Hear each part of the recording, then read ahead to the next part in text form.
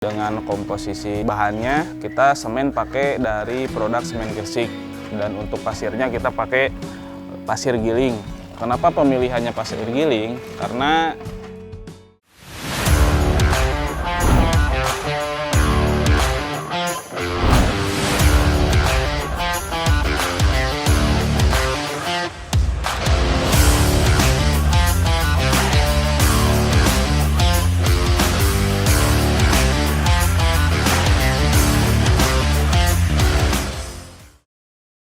Assalamualaikum warahmatullahi wabarakatuh.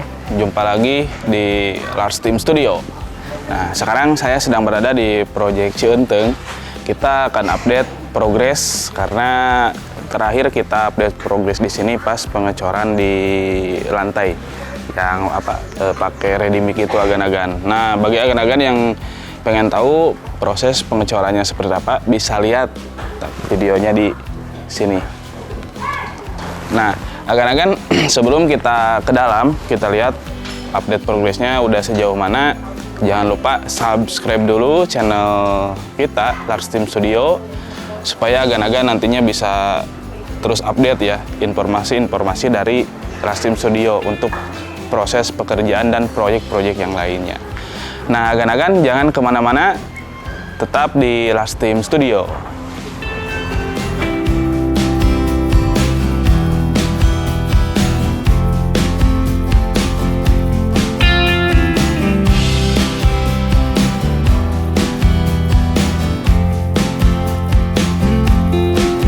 Kan sekarang saya sudah berada di area ruko ya, area toko ini nantinya atau area tempat produksi. Untuk progres pekerjaannya ini sudah masuk ke tahap menuju ke tahap finishing, karena pekerjaan dinding udah 50% selesai. Yang tadinya bata merah sekarang udah di plester, udah di finishing, terus kolom-kolom juga sama udah mulai di cover, udah mulai di finishing, di plester. Terus untuk elektrikalnya juga ini sebagian udah selesai, dari pemasangan inbow, terus pemasangan pipa-pipa listriknya udah ditanam juga. Ini juga ada untuk pipa-pipa riser seperti yang ada di sebelah sana, pipa-pipa air hujan, air bekas, air kotor yang dari lantai 2 ke lantai 1 itu sudah terpasang. Nah, ini untuk area ruko ya, area tokonya. Nanti kita akan jalan-jalan ke area berikutnya yang ada di sebelah sana. Jadi jangan kemana-mana, agan-agan, tetap di Lars Team Studio.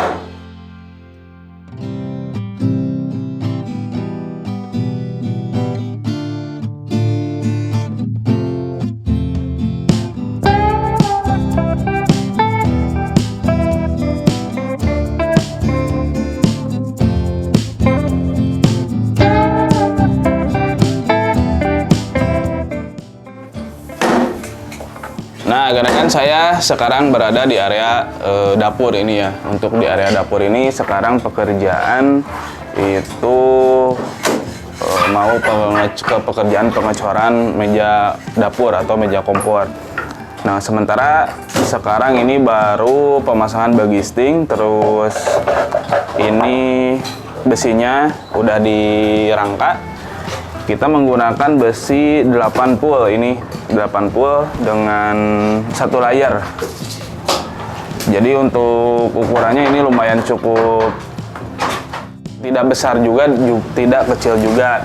Nah, ini kita pakai kompor gas yang tungku seperti biasa, bukan kompor gas yang ditanam. Nah, jadi ini ada elevasi penurunan yang di tengah ini. Soalnya ini ketinggiannya, elevasi dari 0 lantainya biasanya ini dikasih 60 cm. Sementara untuk yang atasnya ini dikasih 80 cm. Itu udah jarak ideal. Jarak ideal itu sekitar 80 sampai 85 cm. Itu udah ke finishing granit atau finishing keramik nanti yang di atasnya. Nah, sementara ini yang di sampingnya atau yang di atasnya ini masih bata merah ya, tidak di plester karena nantinya ini ada backsplash atau pasangan keramik dinding untuk meja kompor atau meja dapur. Nah, fungsinya untuk apa? Jadi supaya cipratan air dari tempat cuci piring atau cipratan minyak dari ketika si ownernya atau sedang memasak gitu. Jadi bisa gampang dibersihkan kalau ini pakai keramik atau granit dinding itu bagaimana pemilihan materialnya yang mau digunakan gitu seperti apa. Nah, ini juga roster sudah terpasang untuk sirkulasi udara yang sebelah sini. Terus glassbox juga ini sudah terpasang. Ini fungsinya glassbox untuk pencahayaan karena ini areanya cukup di belakang ya. Kalau tidak memakai pencahayaan dari glassbox ini ruangan cukup lumayan gelap seperti itu. Jadi nantinya akan si lampunya akan menyala terus. Jadi kena tagihan listriknya pun pasti lumayan besar lah seperti itu. Nah, ini untuk area dapur sudah saya tadi jelaskan, dan kita akan ke area sebelah sini. Ada apa sih di area sebelah sini? Jangan kemana-mana, tetap di Rastim Studio.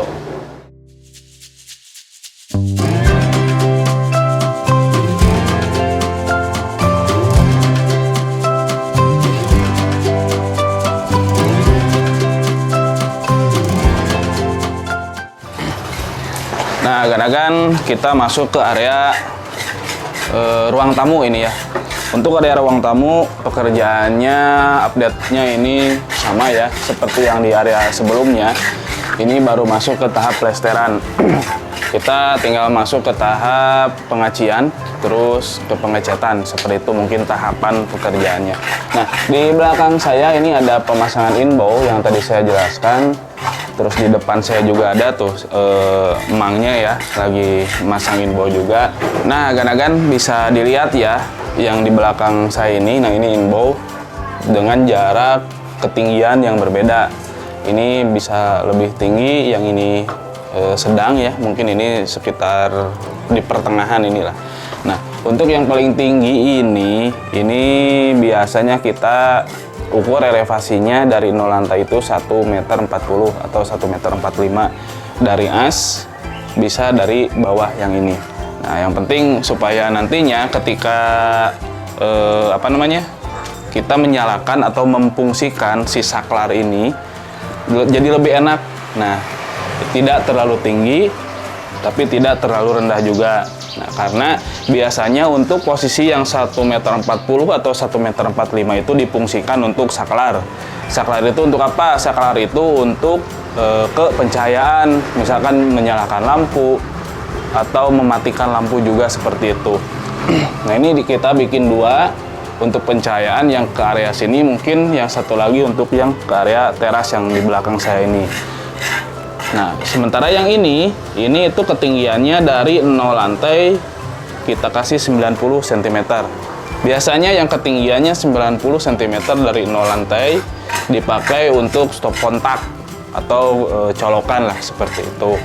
Jadi ini ada meja itu biasanya ketinggian di 60 cm. Jadi masih ada jarak ke sini.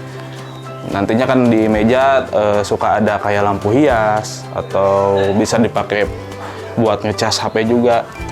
Jadi kabelnya tidak terlalu tinggi ke sini. Nah, gitu agan-agan. Untuk pemilihan inbow itu ada beberapa produk ya, ada yang bulat dengan ada yang kotak. Nah, sementara kita pakai yang kotak seperti ini. Karena apa?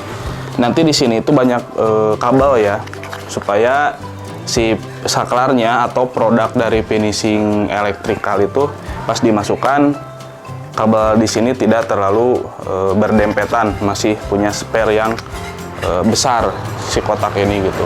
Karena kalau misalkan pakai yang bulat, suka ada antara si saklar dengan dinding itu suka tidak rapat seperti ini, tapi suka ada renggang, entah itu 1 mili atau entah itu 2 mili, cuman kelihatannya jadi kurang bagus seperti itu agan-agan. Nah, di depan saya ini ada juga yang sedang pasang inbow ya, emangnya. Nah, ini untuk ketinggiannya berbeda. Terus ketinggiannya ini dari 0 lantai itu 50 cm. Fungsinya untuk apa sih? Sama, ini fungsinya untuk stop kontak atau untuk colokan seperti itu agan-agan. Nah, mungkin saya menambahkan ya, yang perlu diperhatikan dari pemasangan inbound itu, pertama harus presisi supaya nanti si finishingnya atau penutupnya lah, saklar ataupun stop kontaknya pas begitu dipasang tidak miring seperti itu agan-agan. Nah, ini mungkin untuk progres yang di area ruang tamu ini ya, bisa dilihat sama agan-agan. Nah, di depan ini ada openingan yang kemarin masih bata merah, cuman sementara sekarang sudah diplester, tinggal finishing di bagian dindingnya yang nantinya akan dipasang kusen aluminiumnya. Nah, kita akan ke area yang lainnya ya, gitu agan-agan. Jangan kemana-mana, tetap di Larstream Studio.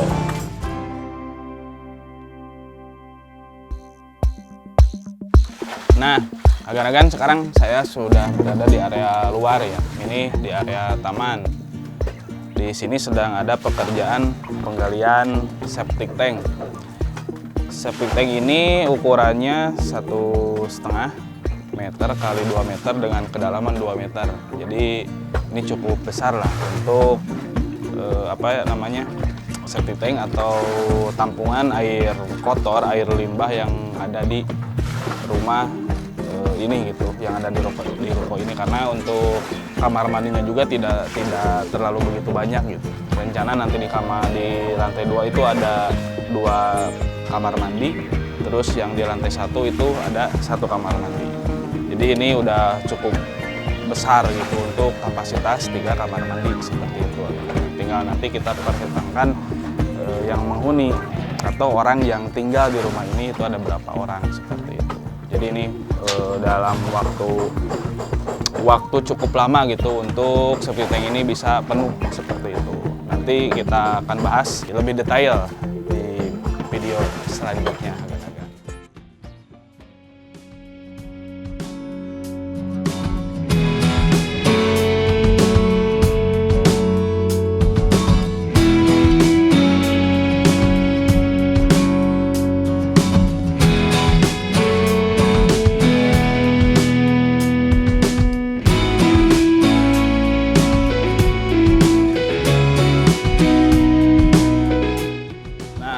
Agan-agan sekarang saya sudah berada di area dalam lagi ya. Tadi di luar lumayan cukup panas karena cuaca di Tasik panasnya lumayan luar biasa gitu. Nah, ini di samping saya ini ada Pak Ugi. Nah, Pak Ugi ini khusus yang mengerjakan atau membuat adonan untuk pekerjaan plesteran.